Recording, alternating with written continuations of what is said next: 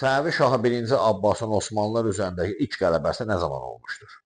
Bu 1603-cü ildə olan Nəhavət qalasının alınmasıdır. Belə ki, 1590-cı il İstanbul sülhünün şərtlərinə görə Nəhavət qalası Osmanlıya düşməli idi.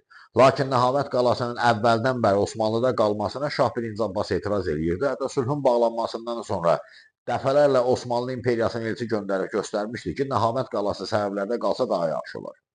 Belə ki, Nəhavət qalası sülhün şərti ilə Osmanlıya keçsə də düz Səfəvi torpaqlarının ortasında yerləşirdi. Yəni, Osmanlılar həmin qalanı təchiz etmək üçün hərəkət etdikdə Səfəvilərin torpağının ortasından hərəkət eləməli idilər. Aydındır ki, Osmanlı sultanı bunu verməyə razı olmurdu, lakin 16-cı əsrin 90-cı illərinin sonunda Cəlalilər hərəkatı başladı ki, həm Qərbi Azərbaycanı, həm də ki, Osmanlının Şərqi Anadolu bölgələrini əhatə edirdi. Və hər iki dövlətin başına əməlli başlı problem açdı bu hərəkat. Nəhavət qalasının sakinləri də bu hərəkata qoşuldular, üsyan qaldırıb Osmanlı qarnizonunun rəhbərini qovub Uzun Əhməd adlı birini özlərinə canişin qoydular.